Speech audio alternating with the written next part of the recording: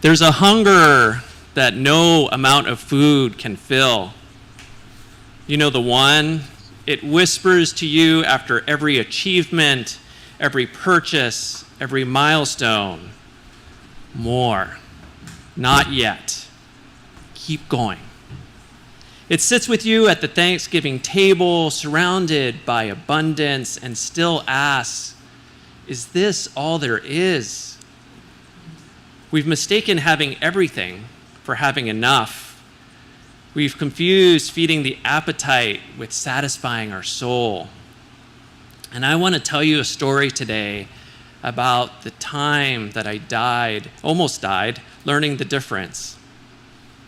I was 27 years old, 3 years out of Penn Law, and I had made it. I was working at one of the most elite law firms in the world in New York City, the kind of place that the top students from the best law schools compete to work 100-hour weeks on billion-dollar deals. I worked hard to get there. The prestige was intoxicating. The firm catered breakfast, lunch, and dinner for us because they knew we would be there at our desks. I ate at my desk overlooking 6th Avenue, and every bite tasted like success. I clawed my way to the top of the mountain I'd been climbing since I was old enough to understand what success meant in this country. And I was so hungry. Not for food, I ate constantly, but that gnawing feeling that never went away, the same feeling that you get when you eat a huge meal and somehow an hour later you're still searching in the kitchen for something, anything to feed that emptiness inside. Every deal closed meant that the next deal had to be bigger. Every bonus meant that the next year's had to be larger. Every rung of that ladder just revealed more ladder above. I was feeding constantly, but never fed. I remember calling my mom from the office at 2 a.m. one night, telling her about the latest deal, the latest win. She went quiet for a moment, and then she said, "When are you coming home for a visit?" And I heard myself say, "I don't know, Mom. I'm just so busy. There's just so much to do." What I didn't say was I was afraid to stop, afraid that if I stepped off the treadmill, even for just a weekend, I'd lose my edge. I'd fall behind. I'd discover that I wasn't really satisfied at all, just distracted. What I couldn't hear, the ache in her voice. What I couldn't feel, my own heart walled off behind billable hours beating for no one. Then one morning, I woke up with a fever. It didn't break. Not that day. Not the next day. Not the next week. Not for 2 months. I couldn't get off the couch. My body, which I had trained to run on caffeine and adrenaline and sheer will, simply stopped. It betrayed me, or maybe it was trying to save me.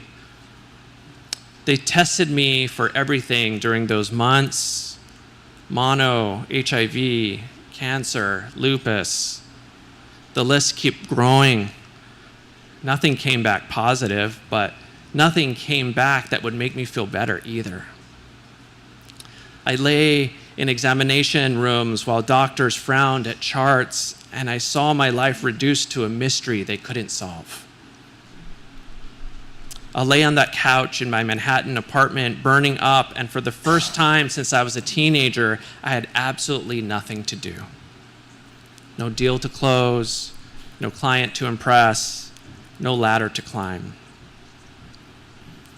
For a brief time, I was hospitalized. My first visitor in the hospital was a messenger from the firm. He came to deliver the charger to my BlackBerry so I could keep up with emails while I was on a morphine drip. Yeah. My colleagues sent emails, "Hope you feel better soon. We need you back." But I wasn't coming back. Not soon, anyway. maybe not ever. Just me and the fever. And the terrifying thought that kept circling like a vulture, maybe this was it. Maybe I was dying. Maybe all those billable hours and all that prestige and all that money couldn't buy me one more sunrise. And here's what happened in that silence. In that stillness I spent my whole adult life running from. Everything I'd been hungry for my whole life tasted like ash in my mouth. The partnership track, meaningless. The bonuses couldn't buy me another day of health. The prestige, nobody puts top associate on a tombstone and expects it to matter.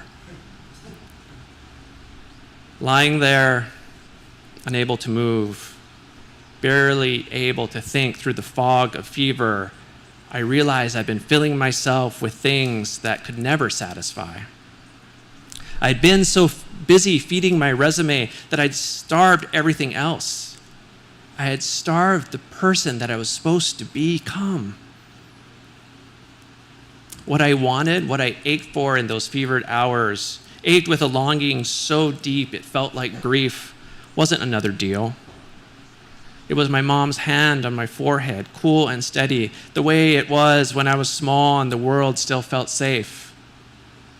It was my best friend's voice on the phone telling me stupid jokes just to make me laugh, just to remind me that I was still alive.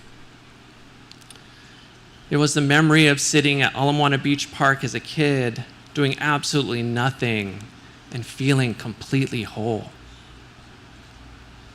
I remember the weight of the warm sand under my body, the sound of waves that didn't expect anything from me, the way time moved differently in those moments, not in billable hours, but in breaths, in sunsets, in that rhythm of tides that had been keeping time long before I was born and would keep going long after.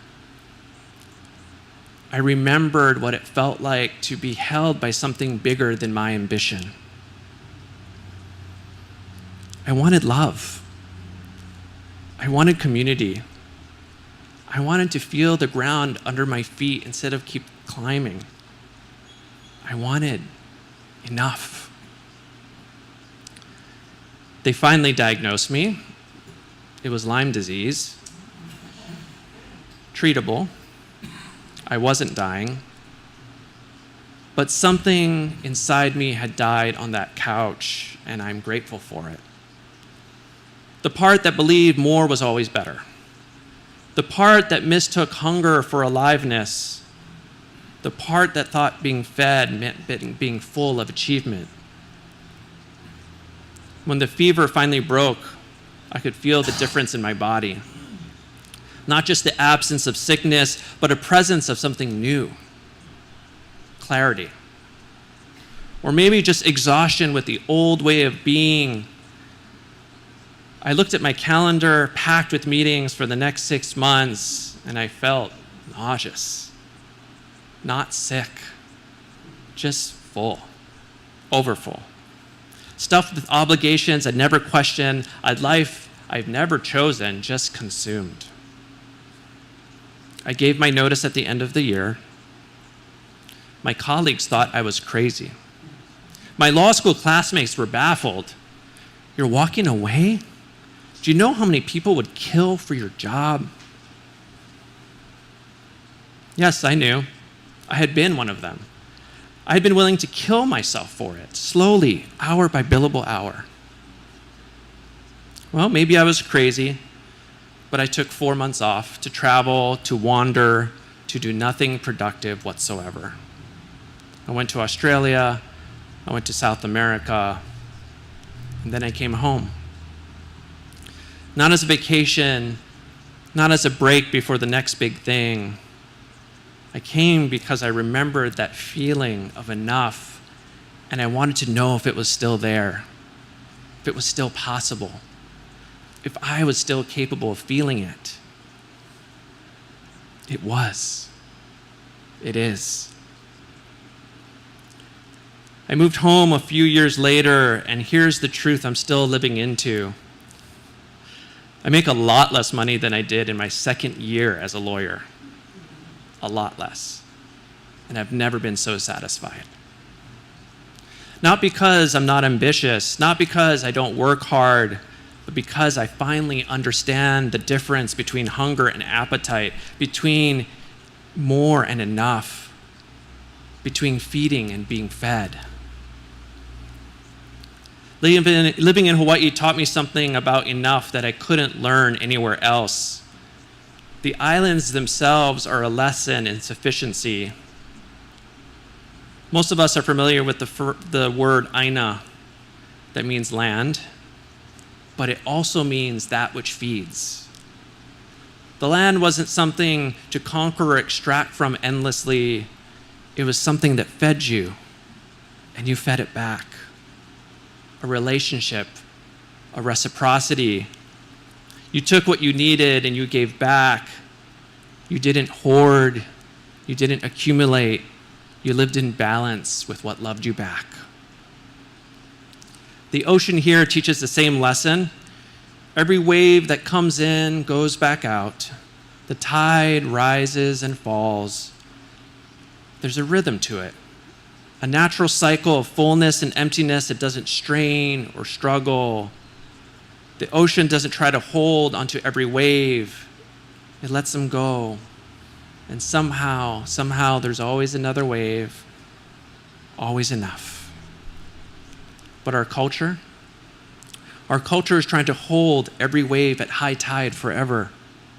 Our culture is starving us. It trains us to be hungry from the moment we're old enough to want.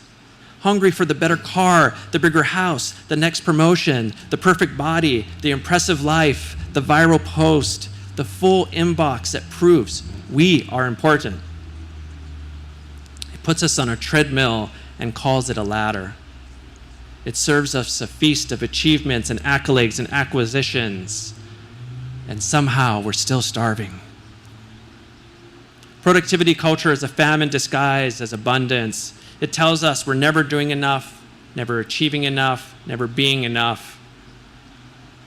It measures our worth in output and our value in metrics. It wants us to optimize, maximize, hustle, grind. It glorifies exhaustion and calls it dedication. It hands us our smartphones so we can work everywhere all the time and never have to stop feeding the machine. But here's what I learned on that couch, burning with fever, stripped of everything I thought made me valuable. Enough is not a number. Enough is not an achievement. Enough is not something you earn or something you arrive at after you've accomplished just a little bit more. Enough is a breath, in and out, your lungs filling, your body working, this moment of being alive.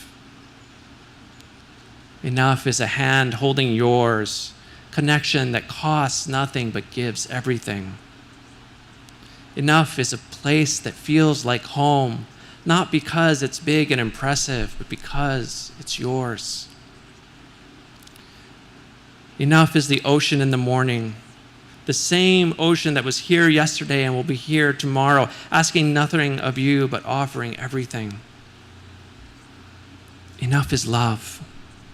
Not the performative kind we post online, but the quiet kind that shows up when you're sick, that sits with you in the dark, that holds your hand and doesn't let go. This Thanksgiving, we'll see the same images we always do. Tables growing with food, families performing gratitude like it's a script, social media filled with carefully curated thankfulness, the perfectly roasted turkey, the picture-perfect family, the aesthetic tablescape.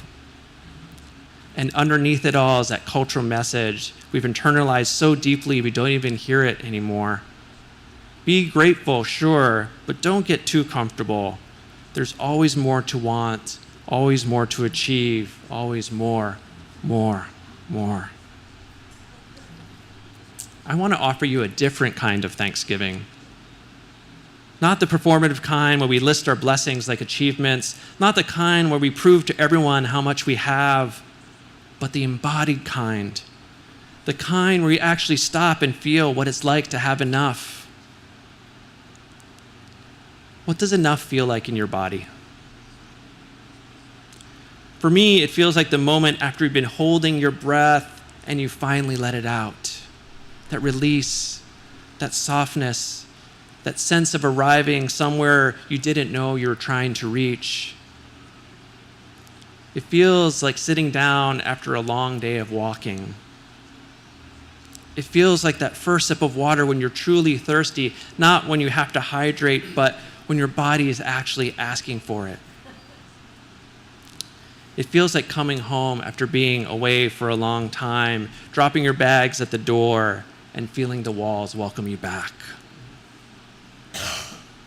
It feels like lying in the sand and letting the weight of your body settle into the earth. It feels like floating in the ocean and trusting the water to hold you without any effort on your part. Like watching a sunset and not trying to capture it, just letting it wash over you, letting it change you. It feels like love. The kind that doesn't demand anything, doesn't require you to be more or do more or achieve more. The kind that says that you, as you are right now, are enough. That's what I want you to take with you this week. Not a to-do list or a gratitude journal or a prompt or other things to achieve. Just this, the felt sense of enough. The way your body relaxes when you stop pushing. The way your breath deepens when you stop running. The way your heart opens when you stop performing and start living. Sit with it. Not because you've earned it, not because you've achieved enough to deserve it, but because you're here. You're breathing, and you're alive, and that's enough. It's always been enough. The Thanksgiving table is a metaphor for everything, isn't it? We pile it high. We make sure there's more than anyone could possibly eat, especially here in Hawaii. We cook for days and create abundance, and I think that's beautiful. There's a generosity in that. There's a love in that. But here's what I'm learning. The best Thanksgiving meals I've ever had weren't the ones with the most food. They're the ones where I actually tasted what I was eating, where I looked up from my plate and I saw the faces of people I loved, really saw them, not as obligations or audiences, but as miracles, because they are. Where there was enough food, enough time, enough presence, enough love, and I knew it. I felt it in my chest, and I didn't need more. The feast is already on the table. Stop starving yourself. Eat. Be satisfied. Be filled. Let yourself finally have enough. Because you are enough. You have always been enough.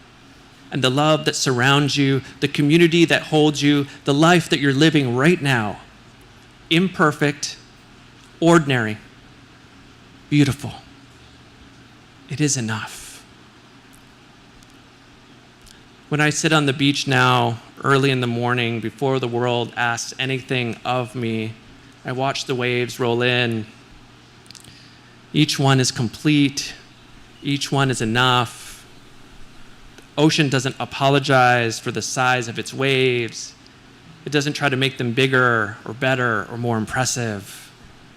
It just lets them come and lets them go. And trust that this rhythm, this ancient, steady rhythm, is exactly what it's supposed to be.